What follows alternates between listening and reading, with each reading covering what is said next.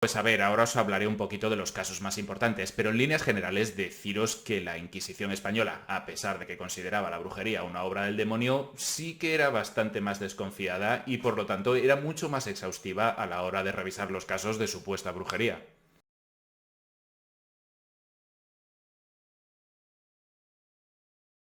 Antes de empezar el vídeo, os haré un pequeño juego lanzándoos la siguiente pregunta.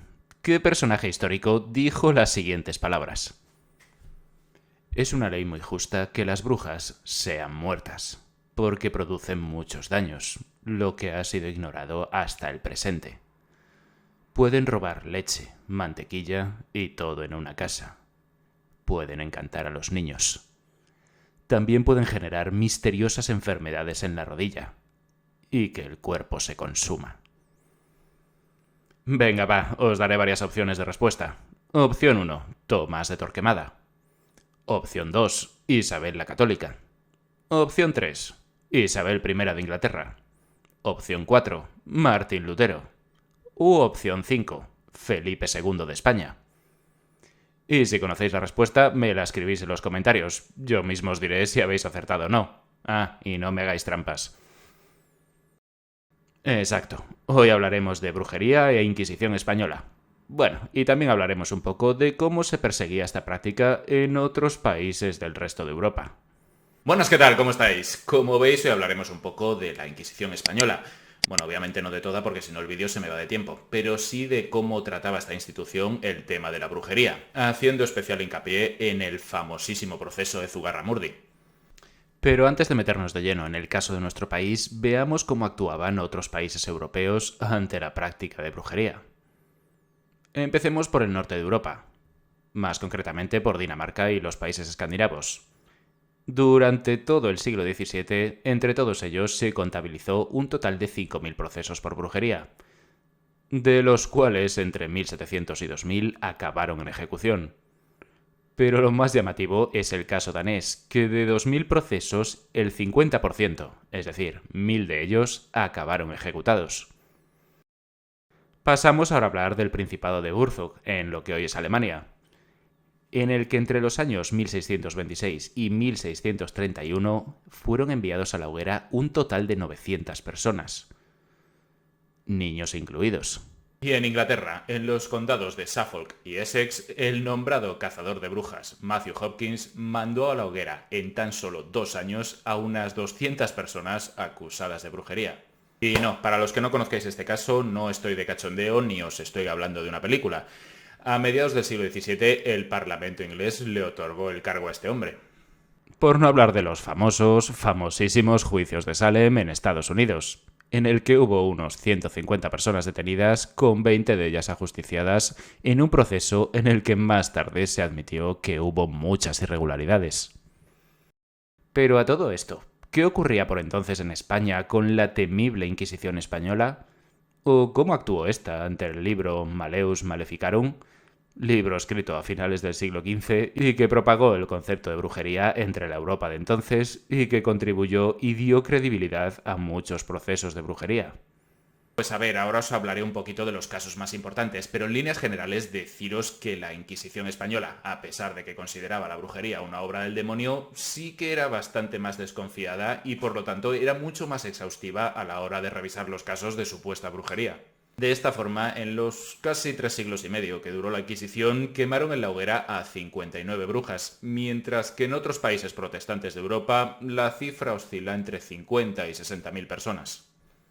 Y la verdad es que en este sentido no fue poco el trabajo que tuvieron, ya que entre los siglos XVI y XIX la Inquisición española tuvo que juzgar más de 100.000 procesos de este tipo. Pero como veis, en su mayor parte eran considerados como simples habladurías o cuentos para asustar a los niños. Pero esto no solamente se atañe a España, sino que en otros países católicos europeos las cifras también fueron muy bajas. Como por ejemplo, en lo que hoy día es territorio italiano, las ejecuciones por brujería ascendieron a 36, y en Portugal su Inquisición solo ejecutó a 4 de ellas. Como veis, en todos ellos las cifras están tremendamente lejanas a las de los tribunales protestantes.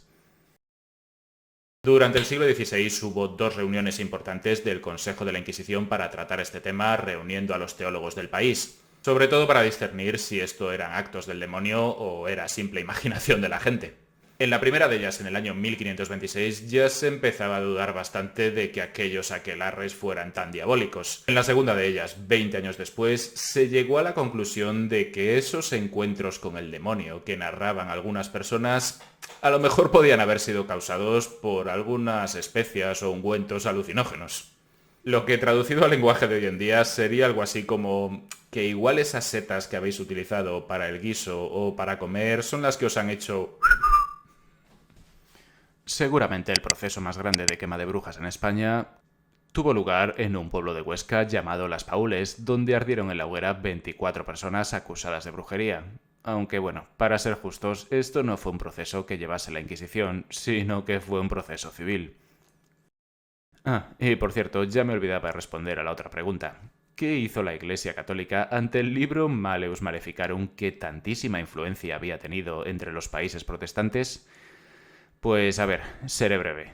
No le hizo ni puñetero caso. O mejor dicho, que no se lo tomaron en serio. Fin. Y ahora sí, repasaremos el caso más famoso que hubo en España relacionado con este asunto, que no fue otro que los procesos de Zugarramurdi a principios del siglo XVII. Y con él veremos el nombre de una persona que a día de hoy no me entra mucho en la mollera como no tiene multitud de plazas o monumentos en su honor por todo el país. Alonso de Salazar y Frías. ¿Y qué pasó en este pueblo navarro? Pues todo se originaría en el sur de Francia, cuando dos señores pidieron ayuda al monarca francés para, cito textualmente, limpiar de brujas el país de la Boue, que bueno, era una zona del País Vasco francés. Y tras la formación de una comisión con plenos poderes, los habitantes de esta zona empezaron a huir hacia el sur en dirección a España. Y tras esto, y después de que las noticias traspasasen fronteras, una vecina del pueblo de Zugarramurdi empezó a acusar de brujería a varias vecinas suyas. Las acusaciones en el juicio del lado francés eran de lo más grotescas, como por ejemplo acusarles del mal tiempo, supuestas misas negras u orgías sexuales en medio del bosque. Tanto se les iría la olla en aquel proceso que de los 30.000 habitantes que había en la zona, 3.000 fueron procesados por brujos, incluyendo al ayudante del juez e incluso algunos bebés. En el lado español, el párroco del monasterio de Urdax avisó a los inquisidores de la zona, Juan Valle Alvarado y Alonso Becerra. El primero de ellos, sobre todo, era un hombre fanático que creía ciegamente en la existencia de brujas y, no contento con ello, hizo comparecer en su tribunal a 1.500 personas, de las que acusó a 300 y encarceló a 53. Y finalmente condenaría a la hoguera a 11. En estos procesos se encontraba Alonso de Salazar y Frías, que había sido nombrado inquisidor poco tiempo atrás, y a su vez no daba crédito a la veracidad que le daban sus dos colegas a todas esas acusaciones. En medio de este ambiente de histeria colectiva, Alonso discutió todas y cada una de las acusaciones, aludiendo más a argumentos jurídicos y argumentando lo poco veraces y caprichosas que eran muchas de las acusaciones. Como por ejemplo, en muchos de los casos las confesiones eran sacadas bajo tortura o esas visiones que decían ver podían estar influenciadas, como os he dicho antes, por algún alimento alucinógeno. Ante todo esto, los dos fanáticos inquisidores no les quedó otra que empezar a difamar a Alonso todo lo que pudieron.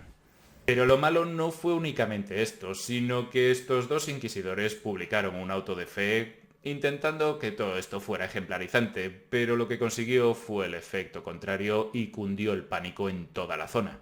De esta forma, la histeria colectiva y los casos de supuesta brujería empezaron a multiplicarse de un modo alarmante. Y ante esto, a Alonso de Salazar no le quedó otra que montarse en su caballo y recorrer por sí mismo todos los valles de la zona para comprobar si todos estos hechos eran veraces.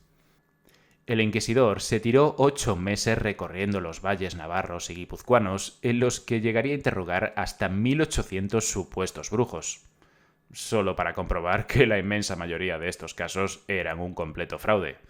Como por ejemplo, algunas mujeres a las que se acusaba de haber mantenido relaciones con el diablo, resultó que todas ellas eran vírgenes. Durante este periplo, el inquisidor redactaría miles de informes en folios al Santo Oficio que leyeron sus palabras y decidieron atajar el problema de raíz y decretaron el fin del proceso en 1614. Desde ese momento, gracias a la labor de Alonso de Salazar, la calma volvió a instalarse en la zona. Entre sus informes, este hombre escribía palabras como estas.